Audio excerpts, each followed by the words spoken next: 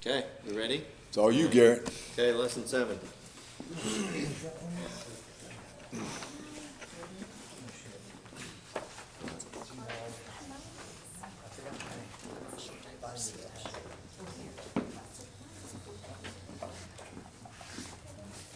Oh, did you have one up there? I think I put it back in there. We're gonna go through all these. So we'll start with you, Keith, if you wanna start us off with Where are we at? lesson number 7, question 1. Okay. All right, what did God do to ensure that the deliverer would be born into the world?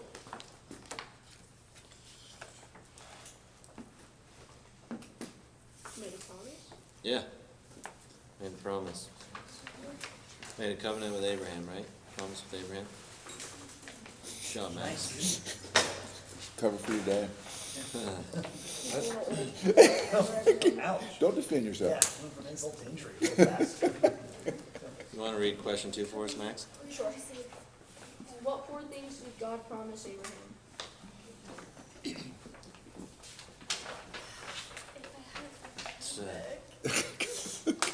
should already know it, right? Where's your I know, notebook? but it's in somebody's truck. Can't wait. I know. It's not my truck. I know. It's not Garrett's truck. Whose truck is it? I wonder. Hold on. Be blessed through all of us with a nation. Come on. You'll make All us into a people. great nation. Great nation, God yes. bless you. I'll make your name great. Yes. I may be reading the verse, but Bless. All people be blessed through you. Yep. Those who bless you will also be blessed. Yeah, Land. yep. See, Dave, you wanna read question 3? Sure. Where in the Bible do we find the first promise of the deliverer? I think it's Genesis 3, Yeah. 15. Yeah, you got it. Yeah. Filling in for your wife, that's That's- usually your wife's question. That's her verse. That's her.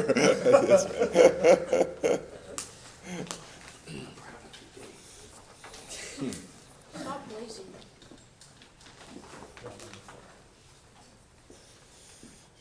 what are the 3 key words in Genesis 15:6? Anyone? Believe. Yeah, belief, Credited in righteousness. yep. Very key.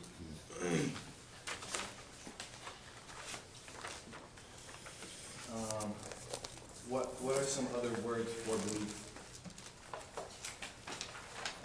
Faith, yep. Trust. Trust. Confidence.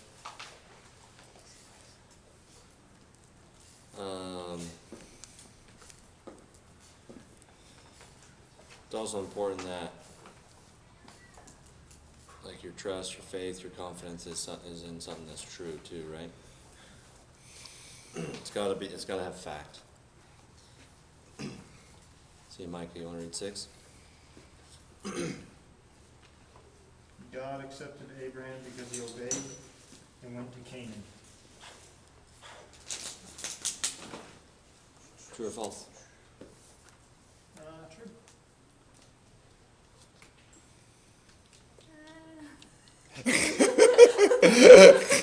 Depends on how you look at it. It's a trick question. Yeah. But, true. Well, But there's a reason he went to Canaan is that he had faith in God. there you go. Yep. Yeah. So the reason he went there is because he'd already. But faith without deeds is useless. It's faith. Yeah. Is the answer. Yeah. God accepted Abraham because he had faith. He went to Canaan because of that. Because he had faith. But according to Genesis 15:6, God accepted him, accredited righteousness to him because he believed.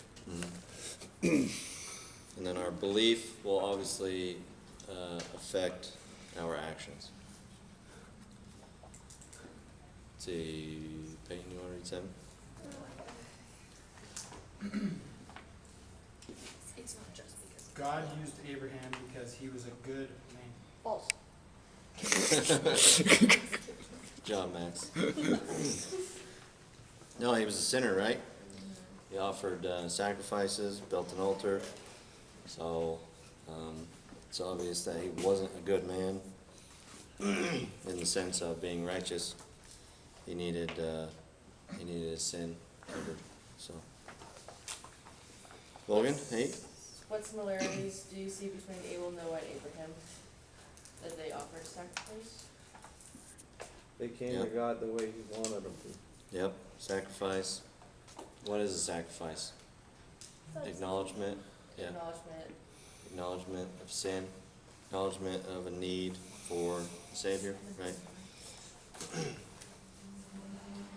Say, Brooke, you want to read 9? What authority did God have to ask Abraham to offer Isaac as a sacrifice?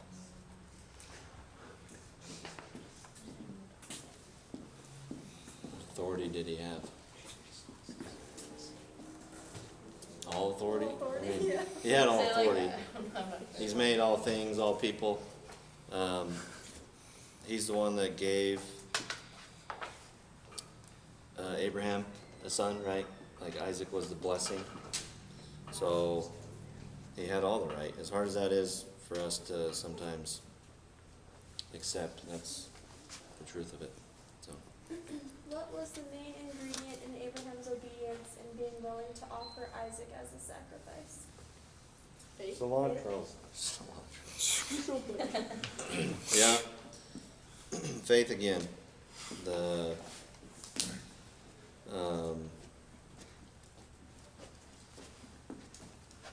yeah, faith. I mean, this was another instance to where obviously he'd already had faith many years before that when he had trusted what God had said and he had been given righteousness. This is another instance of where his faith showed out through his actions of trusting God and going through with being willing to sacrifice Isaac. Okay, 11. Did Abraham think God had changed his mind about sending the deliverer through Isaac? No. Yeah, if we peek through, remember we peeked through into the New Testament, into Hebrews, and it says that he believed that God could raise him from the dead. So, nope, his faith never wavered. Read 12.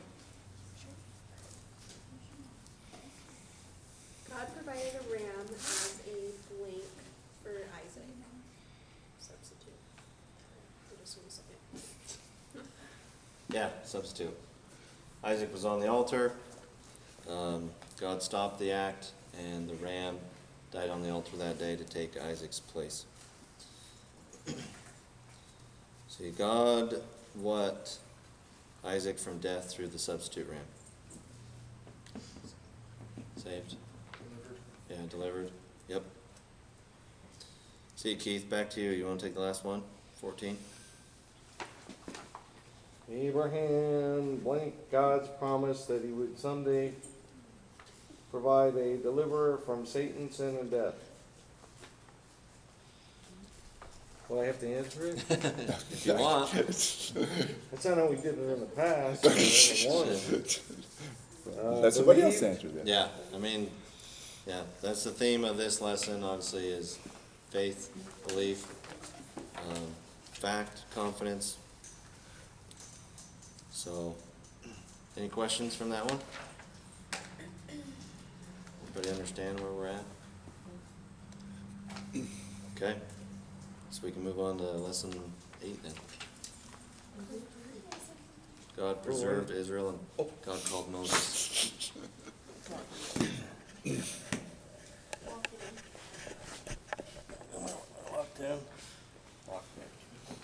All right, so kind of piggybacking off of that, the last lesson, just a couple of key ingredients that seem to get left out is that one is that we have to have clear truth, that and this truth has to hold up to investigation. It's so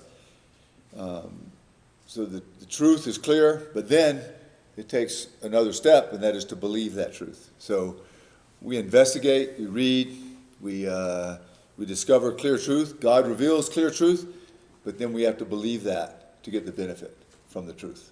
So those are just a couple of, and we're going to run into that today with Israel.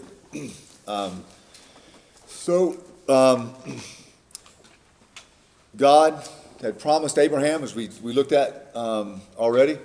God promised Abraham and Isaac that the deliverer would be one of their descendants. And as Dave pointed out earlier, that really the origin of that promise for the deliverer was back in Genesis 3:15, just kind of the seed of the promise, the very beginning of it. But then as we go along in time, God clarifies it more and more, and you see it coming through Abraham and through Isaac, and we went through the four aspects of the promise. And Abraham had the son Isaac, and Isaac had two sons, Jacob and Esau. And Esau was more like Cain, that he was known to go his own way, do his own thing, apart from God. And Jacob came to God the way God instructed. He came trusting God, not in his own righteousness, but trusting God and offering sacrifice, blood sacrifice. So it's not actually the blood sacrifice. They had to come really saying, I'm a sinner. I deserve death. Take this as my payment. And it had to be a blood sacrifice as a substitute for them. And that's the way Jacob came to God. Now, Jacob has a lot of issues. And we're going to see him grow in those things as time goes on. But still, he was, God's promises were important to him. So let's go to Genesis 35, 6 and 7. Is that the first verse on your outline? Yeah. All right.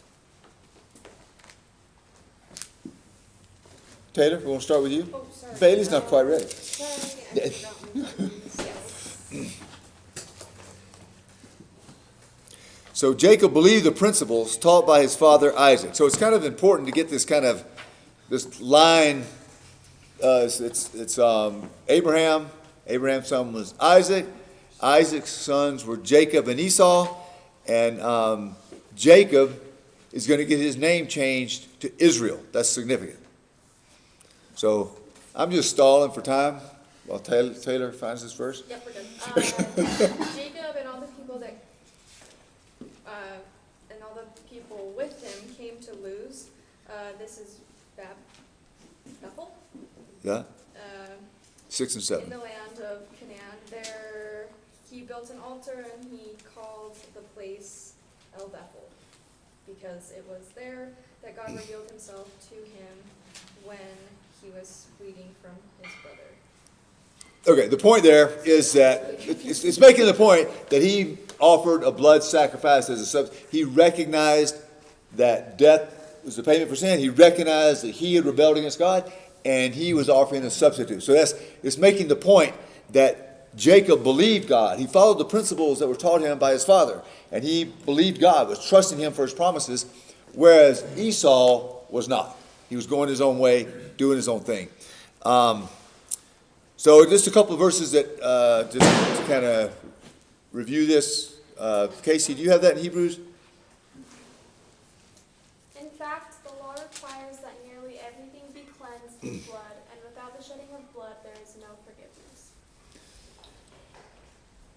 And Leviticus 17:11. For the life of a creature is in the blood, and I have given it to you to make atonement for yourselves on the altar. It is the blood that makes atonement for one's life. Do you think possibly that the Bible, that God wants us to understand something about the payment for sin? How often we've read this about the blood? That the blood represents the life of the creature. So it's a hard truth. Really, when you apply it personally, it's a hard truth. And so, but the Bible, God wants us to come to him. He wants us to know him. But that kind of idea that there are many roads lead to God, and as long as you're sincere and all that, the Bible is very staunch, and that's not a truth. That's not true. It was nice. It would be nice if it was true in a sense. We would like it to be true, but the Bible's clear. It's not true. God declares clearly and makes it known. This is, I made you, I created you to be in a relationship with me, but this is the way you come to me. It's not any old way. This is the way you come to me. And that's going to become more and more clear as we go along, that that's going to be a truth, a central truth of the Bible. And if you miss that truth, you kind of miss the point. You really miss the central point of the Bible. So that's kind of, and that's where we're going. We want to understand those things as we study through.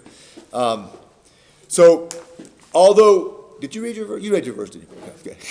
Although Jacob failed many times, he failed, but he still trusted God and returned to God, and God was his ultimate focus, and God intended one of his descendants to be the deliverer. There's promised way back in Genesis 3:15. There's promised in this covenant that God made with Israel. The problem is that Jacob did what a lot of people do. He tried to help God out. The promise wasn't coming through fast enough, so he tried to help God out. And his mother, of course, took part in that. And they tried to deceive and take advantage so that Jacob would get the inheritance and receive the promise. God was going to give it to him anyway. But they got into trouble. His parents, they played favorites, and they got him into trouble. And Jacob too followed this trend, and he deceived people. So those were definite. The Bible's doesn't protect him. Let's see him clearly. He made mistakes. He sinned, but he came to God the way that God said. And his desire ended up being to know God, and so he came the way that God said. And so his his older children sort of got the brunt of Jacob not really following God wholeheartedly. The ones that were born later got the benefit of a guy that was pursuing God. But Jacob was tenacious, and he was known this from his birth, and that was a trait of his. And he later desired God with that same kind of tenacity. And we won't get into it. There's one story of him wrestling with an angel on the bank of a river and insisting that the angel bless him. And it's like God appreciated. He had an appreciation for that kind of desire for him that Jacob had. Now, you're going to see something else happen in here, is that some of these guys, starting about in here, are going to take more than one wife. Polygamy is going to be introduced here. Now, actually, it's not introduced here because one of Cain's descendants was the first one. Enoch, I believe, was the first one to practice polygamy, and God never. That was not approved. That was not the plan. God allowed it for a short period of time. There was this patriarchal system where these huge family units would develop because there was no government, there was no law in a sense, and so it was in a method, it was a way for them to flourish and survive, but it was not something. And in fact, in the New Testament, it's very clear about that it was said it was allowed for a short time, but this was not God's plan, it's not God's intent, and God will not bless that kind of thing. So, Lamech, I think, was the first one. I saw you look at me, Michael. Did you remember it? Yeah, it was Lamech. That was the first. That was the first one. It always resulted in trouble to go away from God's original plan of one man and one woman. And this confuses a lot of people that go through the Old Testament. But that was God's original design, and God, like I said, He permitted it for a short period of time, and then He said, "No more. We're done with that." So Jacob had 12 sons. Remember, Jacob's name was changed to Israel. Israel had 12 sons. Those 12 sons, their descendants became the 12 tribes of Israel. And the descendant of the deliverer the one that's going to be, the deliverer is going to come through is Judah.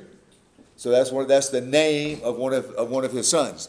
So God renewed his promise to Jacob. So you have Abraham, Isaac, Jacob. And God's going to renew the promise to each one. And it's going to become a little more information on each one. So Genesis, after you get through with that, John 28, Genesis 28, 13, 14. There above us stood the Lord, and he said, I am the Lord, the God of your father Abraham, and the God of Isaac. I will give you and your descendants the land of which you are lying. Your descendants will be like the dust of the earth, and you will spread out the west and east to the north and south. All the people on earth will be blessed through you and your offspring. So if you caught that, it just repeated the promises we've already looked at. And I know it seems a little bit laborious in a sense to work through these things, but God's doing something here, and he's going to fulfill these promises. And like I mentioned last week, we got to see this. We've been able to see this, that God blessed the whole world through one of Jacob's descendants. That came true. We won't get into that now. God gave Israel the land. Abraham's name became known. The nation became great. And it appeared that promise was not going to be true. And lo and behold, God brought it back together. The land became a nation again. And all the boundaries are not, it's a fraction of what it will be and what God has promised to them. And that nation is known as Israel. What do some people call that nation today?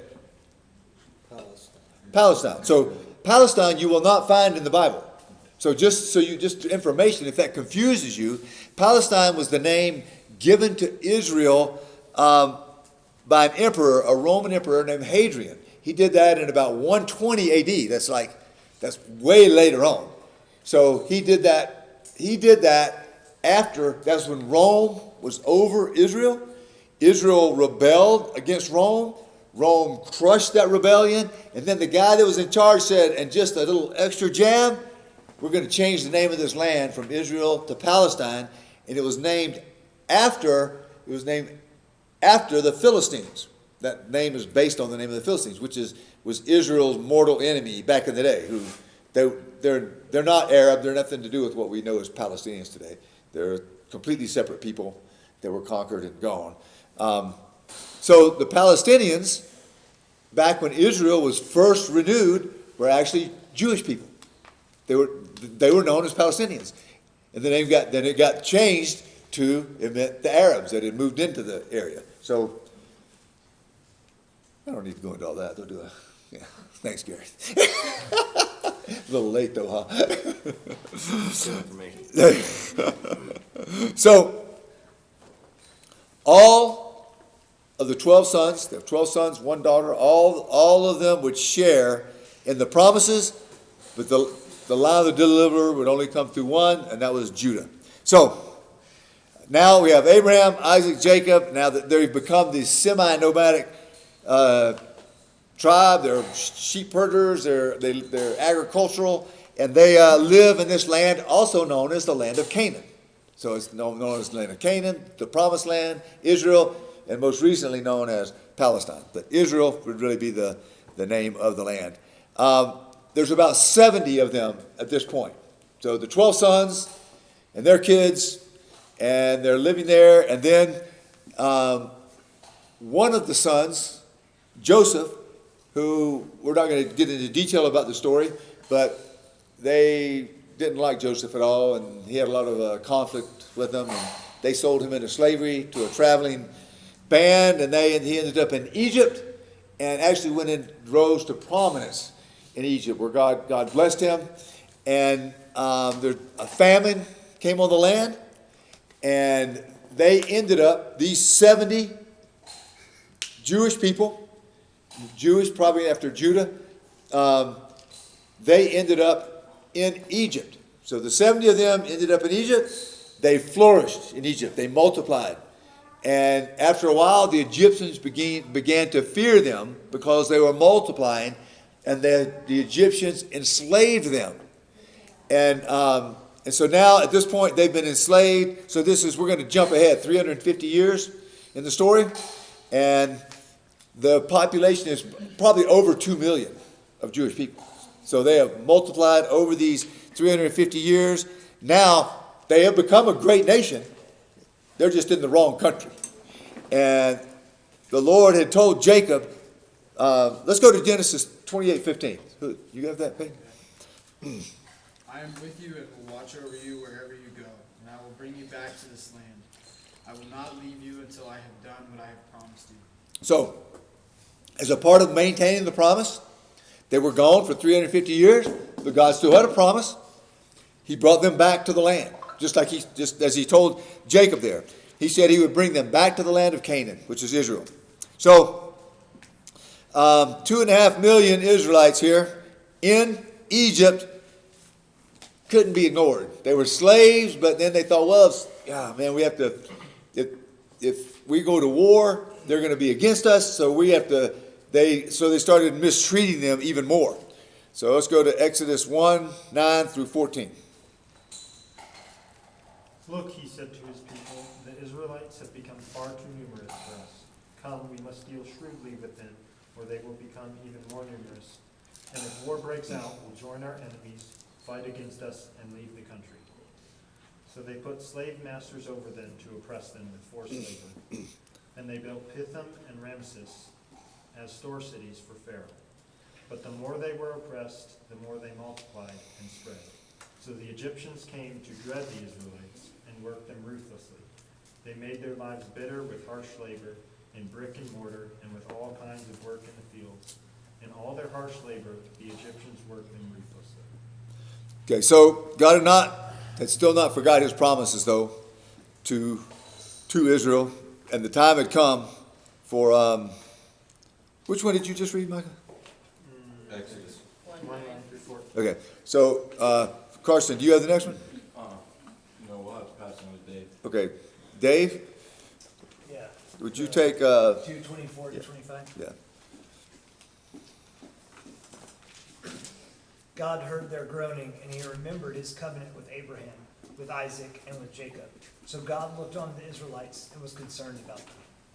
So the time had come to leave, and the Lord had his man in place to lead them out of Egypt and go back to the land of Canaan, the promised land, Israel. And that man's name was Moses. He was born in Egypt to Israelite parents, but it was at a time when the Egyptians feared them so much that they were not allowing the boy babies that were born, they were not allowing them to live. They were killing them, throwing them in the Nile River or whatever else they needed to do. But Moses' parents had devised a way to rescue him, and he ends up getting adopted, and he ends up in the Pharaoh's household, and he gets educated, and he's brought up as an Egyptian. But he's aware of his Jewish roots, and he sees a fellow Israelite being mistreated by an Egyptian, and he takes action, kills the Egyptian, and then he goes, oops, they know about it, I'm not going to get away with this. He flees into the desert, and he ends up meeting a tribe there in the desert, marries, lives with them. So he's this shepherd of some little band in the desert for 40 years. But God's going to call him because God has a plan for him. And so God's going to call him to come back and to lead his people out of Egypt. So Exodus 3:1-2. Now Moses was tending the flock of Jethro, his father-in-law, the priest of Midian, and he led the flock to the far side of the desert and came to Horeb, the mountain of God. There the angel of the Lord appeared to him in flames of fire from within a bush. Moses saw that though the bush was on fire, it did not burn up. So Moses is a little taken aback by the situation here, that this strange bush in the desert and what's going on here. But he's going to find out that that God has a plan for him, and God's going to actually speak to him. So verses 3 through 10. You know what, guys? This is I know this is a little bit of work to get through this, but the place where we're going next is probably one of the more famous and well-known places in the Old Testament. People that don't know anything about the Bible know something about the Ten Commandments. And most people, even people that know the Bible, don't really understand the purpose of the Ten Commandments. And the Ten Commandments are not just for that day and age. There's something, it may not be what you think it is, but the Ten Commandments will impact you personally as we go through them. But we're not ready.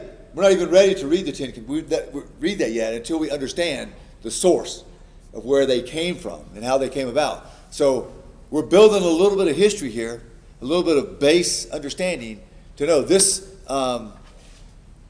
It's a catalyst, it's a key point to understanding the whole Bible, understanding God, or the Ten Commandments. So we have to get through this to get to the Ten Commandments. That's where we're headed here immediately. So hang in there. Verses 3 through 10. Okay, so Moses thought, I will go over and see this strange sight, why the bush does not burn up. When the Lord saw that he had gone over to look, God called to him from within the bush, Moses, Moses. And Moses said, Here I am. Do not come any closer, God said. Take off your sandals, for the place where you are standing is holy ground. Then he said, I am the God of your father, the God of Abraham, the God of Isaac, and the God of Jacob. At this, Moses hid his face because he was afraid to look at God. The Lord said, I have indeed seen the misery of my people in Egypt. I have heard them crying out because of their slave drivers, and I am concerned about their suffering. So I have come down to rescue them from the hand of the Egyptians and to bring them up out of the land into a good and spacious land, a land flowing with milk and honey, the home of the Canaanites, Hittites, Amorites, Perizzites, Hivites, and Jebusites. And now the cry of the Israelites has reached me, and I have seen the way the Egyptians are oppressing them. So now go. I am sending you to Pharaoh to bring my people, the Israelites, out of Egypt. So, one thing about when God shows up in the sense of lets himself be known, he doesn't just show up and say, here I am. It's like he identifies himself as to who he is. That's one of the key things about the Old Testament. He'll identify himself all the way from creation, like I'm the creator. And then right here he just picks up with Abraham, who's going to be super familiar to Moses. All these people knew their history is, I am the God of Abraham. I'm the God of Isaac. I'm the God of Jacob. And as soon as he said that, Moses knew who he was dealing with. The Creator God who had called out these people, Israel, and who had made these promises, and he falls on his face because he says, oh, this is the Almighty God, Creator, all-powerful God. And he just stops right there because God identified himself through his own ancestors. And remember, God had a job for Moses, but God had a job for the whole people Israel, and he was going to reveal himself to the whole world. Remember those promises he made to the whole world through Israel. He's going to provide deliverance from Satan's sin and from the control, from the misery of sin. He's going to provide an answer for that. And it's going to come through Abraham, through Isaac, through Jacob. And now Moses is going to have a place and a part in that. And he's overwhelmed by that. He gets it. He understands what's happening here. And he's afraid. It's a job too big for him. I can't do this, God. That's basically going to be his response. Hey, he was a big somebody back in Egypt, but now he's been a stinking shepherd on the backside of the desert for the last 40. He's a nobody. Nobody knows who he is. He's an old man now. It's like he's basically just accepted his fate. He's going to be a shepherd of sheep and then die in the desert someday. But no, all of a sudden God has called him, and he's like, I'm not ready for this. And let's see what happens here. Verses 13 and 14 of, I think we're here, let's see, chapter 3. God's going to identify himself to him even more clearly. Moses said to God, "Suppose I go to the Israelites and say to them, 'The God of your fathers has sent me to you.' And they ask me, 'What is his name?' Then what shall I tell them?" God said to Moses, "I am who I am. This is what you are to say to the Israelites. I am has sent me to you." Okay, God's not being a smart aleck here. I am who I am. He's stating something about himself. Just to be more clear, just make sure you know who you're dealing with here. I am the God, the self-existent one, without beginning, without end. It's the same. Remember the God that we looked at with the Creator as the Creator. This is God making sure Moses knows who he's dealing with, and the Israelites know, hey, this is the same God that of your ancestors. This is the God who called you out to be a voice to the whole world. This is who you're dealing with. So he wants to make sure that they know who he is. And then verses 15 to 18. God also said to Moses, "Say to the Israelites, 'The Lord, the God of your fathers, the God of Abraham, the God of Isaac, and the God of Jacob, has sent me to you. This is my name forever, and the name by which I am to be remembered from generation to generation. Go, assemble the elders of Israel, and say to them, "The Lord, the God of your fathers, the God of Abraham, Isaac, and Jacob, appeared to me and said, I have watched over you and have seen what has been done to you in Egypt.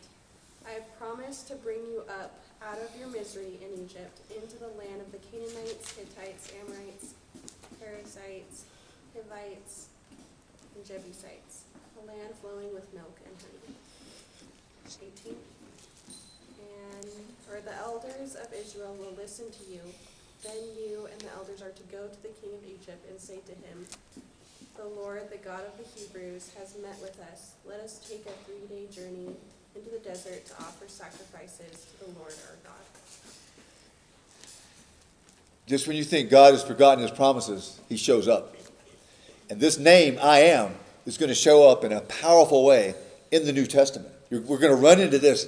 We're going to run into this again, of God identifying himself, of who he is.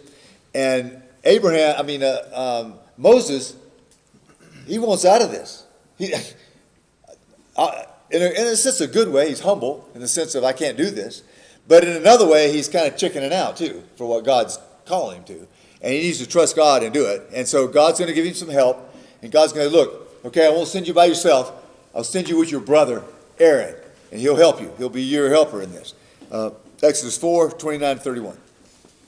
Moses and Aaron brought together all the elders from the Israelites, and Aaron told them everything the Lord had said to Moses. He also performed the signs before the people, and they believed. And when they heard that the Lord was concerned about them and had seen their misery, they bowed down and worshipped. So this is real life history that we have going on here. At the same time, just like when God told Abraham to offer Isaac as a sacrifice on the mountain, he was also given a picture of something bigger. And here again, he's given a picture of something bigger when he's going to deliver Israel out of slavery. That's going to be a picture he's going to use way later in the New Testament about being delivered from the slavery control of Satan and sin. So this is a picture of being delivered out of slavery. Now, but it's got to really happen. So here's Pharaoh, who is the king of kings and all this stuff, and he's not, it's doubtful he's going to go along with this. He's got this huge free labor force. This is going to decimate their economy, at least for a little while, to lose this. And so this is not going to be something Pharaoh wants to hear about. And they couldn't have been looking forward to facing Pharaoh and asking for this permission. Let's look at what Pharaoh's response to all this is. 5, 1 and 2. Afterward, Moses and Aaron went to Pharaoh and said, "This is what the Lord, the God of Israel, says. Let my people go, so that they may hold a festival to me in the wilderness." Pharaoh said, "Who is the Lord that I should obey him and let Israel go? I do not know the Lord, and I will not let Israel go." Pretty clear, he didn't know God. Now, he had gods, so-called gods. He had the Babylonian sun god. He had the storm god. He had the god of the Nile, the frog god, all kind of gods that he had. Most of them were demonic in origin. And he's right. He did not know the true God. He did not know the creator of everything, and he was not interested in knowing this supreme God. He was content. He had everything he needed, right? He was wealthy, he had power. He didn't need, in his mind, he didn't need this God, and he didn't want to lose what he had. So, I don't think so, Moses. I'm not going to do this. Exodus 6, 1 and 6. Then the Lord said to Moses, now you will see what I will do to Pharaoh. Because of my mighty hand he will let them go. Because of my mighty hand he will drive them out of his country. Therefore say to the Israelites, I am the Lord, and I will bring you out from under the yoke of the Egyptians. I will free you from being slaves to them, and I will redeem you with an outstretched arm, with mighty acts of judgment. So, God's telling Moses that, hey, he's not going to listen to you. Now, if you read through this, you'll see it says, well, Pharaoh hardened his heart. Pharaoh hardened his heart. Then it's going to say, well, God hardened his heart. God hardened his heart. And it's like, if there's a point of rejecting God and rejecting God and rejecting God, and it's like, pretty soon, the heart becomes so hard that you're not going to hear anything. And that's where Pharaoh was headed. Having such a hard and saying no to God for so long that he was not going to hear from God. And God told Moses, he is going against me, trouble's coming. Trouble is coming to these Egyptians. And then he reminded them again of his promise. Is Exodus 6, 7, and 8.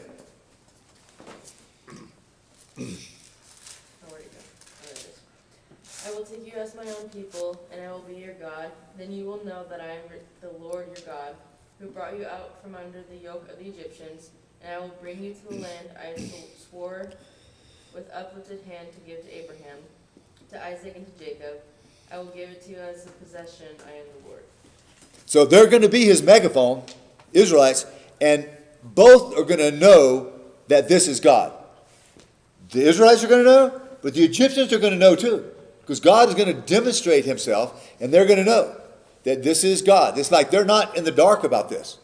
They're going to know that God is dealing with him. Let's go to chapter 7, verse 5. Exodus 7, 5. He's going to teach that he alone is God, but the Pharaoh still will not listen. And the Egyptians will know that I am the Lord when I stretch out my hand against Egypt and bring the Israelites out of it. So the Egyptians will also know. That's important in this. God is also revealing himself to the Egyptians through this situation with the Israelites. And then verses 15 to 18, chapter 7.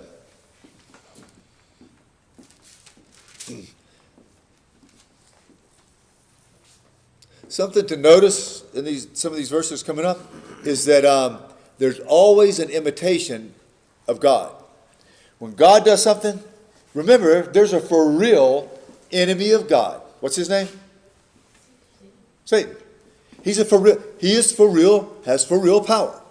He is going to, if God gives you joy, well, Satan's going to offer a particular kind of joy. This is not going to end up in joy. It may be for a little while.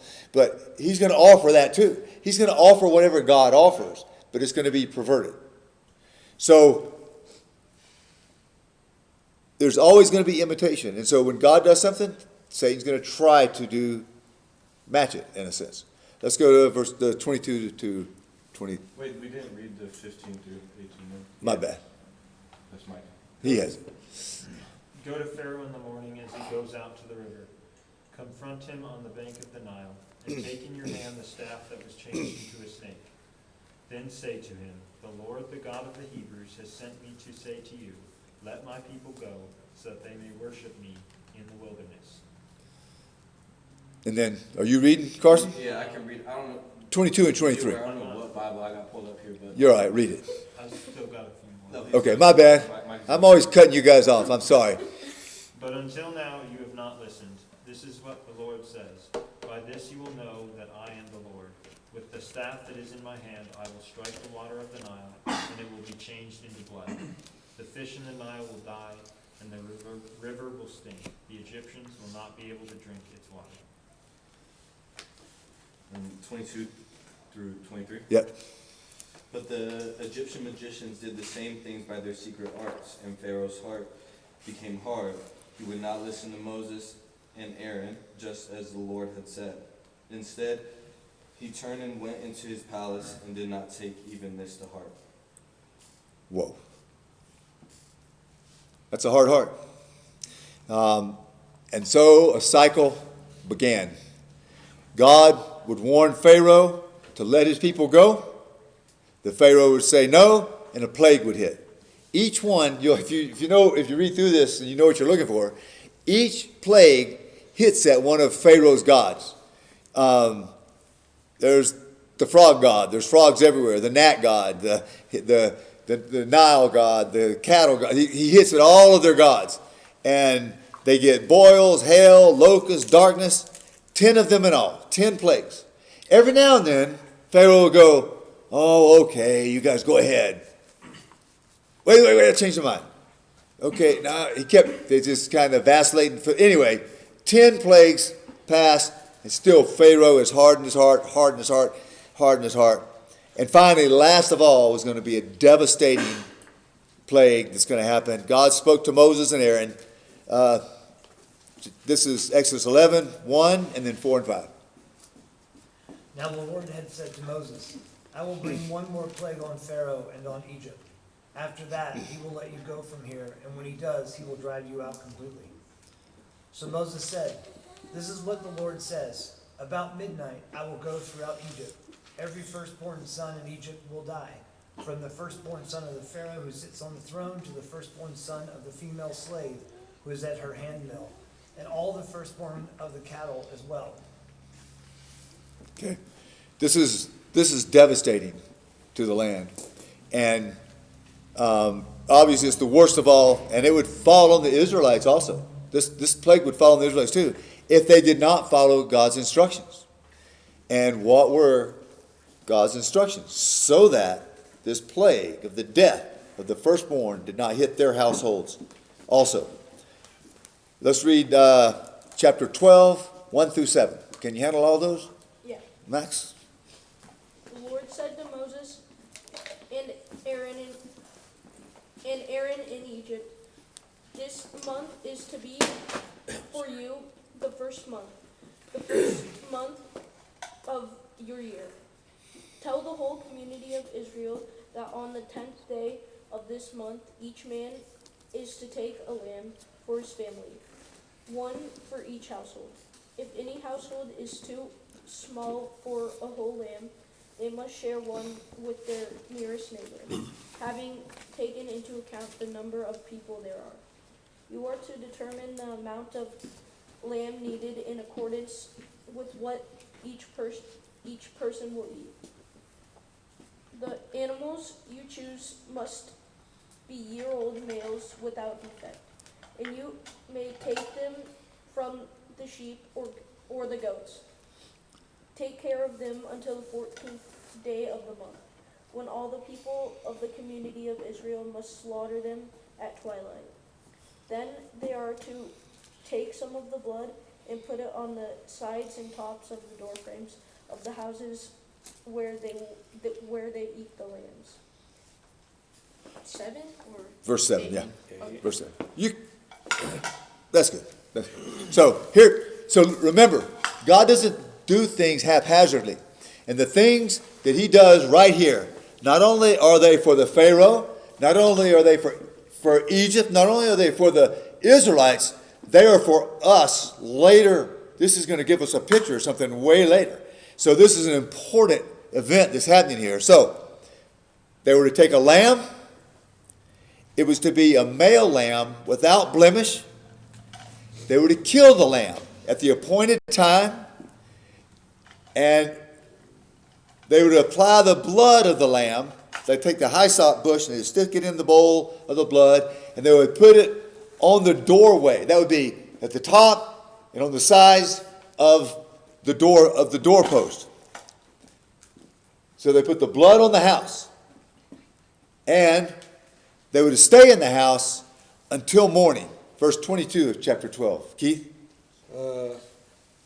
Take a bunch of hyssop, dip it into the blood in the basin, and put some of the blood on the top and on both sides of the door frame. Not one of you shall go out the door of his house until morning. So they were to stay in the house, they would put the blood on, and they were not to break any bones of the lamb. They were to kill the lamb but not break any bones of it. Verse 46, Garrett. It must be eaten inside the house. Take none of the meat outside the house. Do not break any of the bones. And if they did this, the angel that was coming through the land to carry out God's business is that if the blood was seen, the angel would pass over. And hence this became known as the Passover, which Jewish people still celebrate to this day. Verses 12 and 13 of Exodus chapter 12.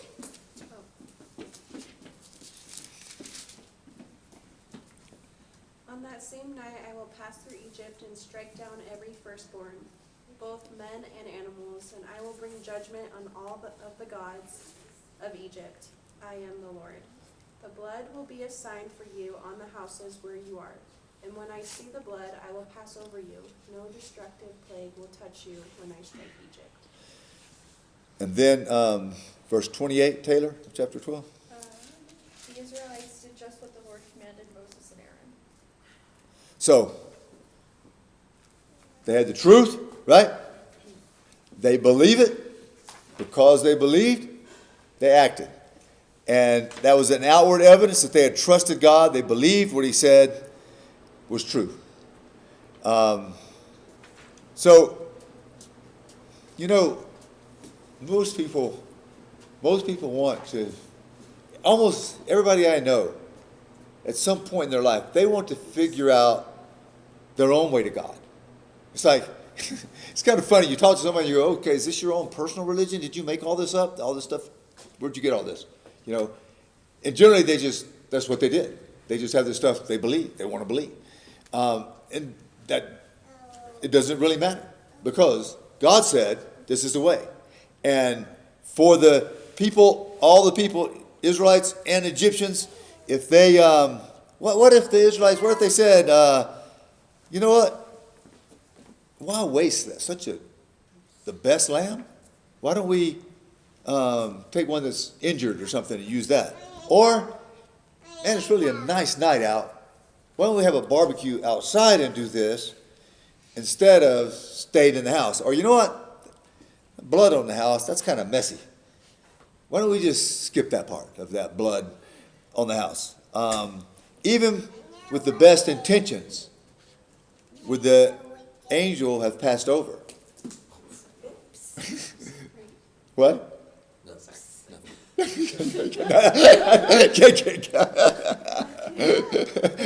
She said nothing. Yeah.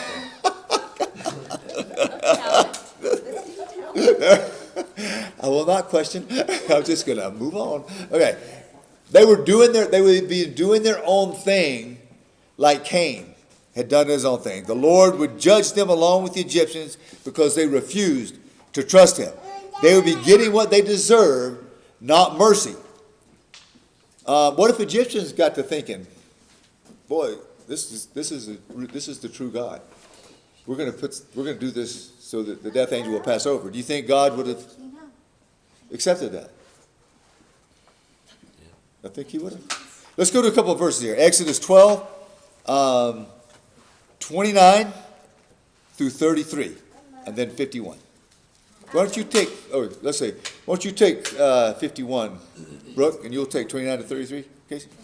At midnight, the Lord struck down all the firstborn of Egypt, from the firstborn of Pharaoh who sat on the throne to the firstborn of the prisoner who was in the dungeon, and the firstborn of all the livestock as well.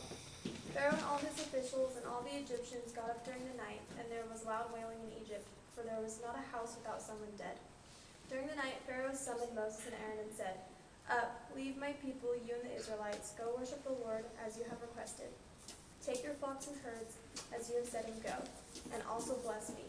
The Egyptians urged the people to hurry and leave the country, for otherwise they said we will all die. And on that very day the Lord brought the Israelites out of Egypt by their divisions. Isn't it interesting that Pharaoh said, get out, go, go, go. This, I don't know this God, but he said, oh, and would you bless me, please? Pharaoh knew. Okay? The Egyptian people knew. Because it says that they blessed the Israelites. They gave them stuff. They supplied them with what they needed for their journey. They said, go, get out. So they knew, and were accountable. They knew who God was. It's like there's warnings, and then it seems suddenly God judges. It's a fearful thing. But that people always think that's like, it's been 350 years, or it's been this, or it's been 2,000 years, whatever. But God always does, as we've seen. We've followed this through. God always does what he says he's going to do. He delivered them, and he took them out. And as God kept his word then, God still keeps his word today, even when it seems like he's not going to. He said he would judge the Egyptians, and he did. He's not like us. He always does what he says he's going to do. On the other hand, the Israelites experienced the Lord's kindness because they believed him. When God came in judgment, he saw the blood applied and passed over, and the firstborn lived, but only because a lamb had died. A substitute had died. It was this way from the beginning, right? God accepted Abel's sacrifice as death payment in Abel's place, the ram in place of Isaac, and the Passover lamb in place of the firstborn. And like I said before, this has become a traditional feast for the Jewish people, which they still do to this day, to remind them how God delivered them out of death and slavery. And then Exodus 12:14. Have we read that already? Nope. No. Okay. This is a day you are to commemorate. For the generations to come, you shall celebrate it as a festival to the Lord, a long-lasting ordinance. So they were thrust out. God kept his promise. And our next step is they're going to be out in the desert. They're only supposed to be there for a few years, but things didn't work out like that for them. They're going to wander in the desert for 40 years. But while they're in the desert, God's going to give them the 10 Commandments. And if you haven't been exposed to this, you'll be shocked at what the real purpose of the 10 Commandments is. It'll shock you. So we'll get to that. We'll get to that next week, and that'll be lesson 9. So we'll wrap this up.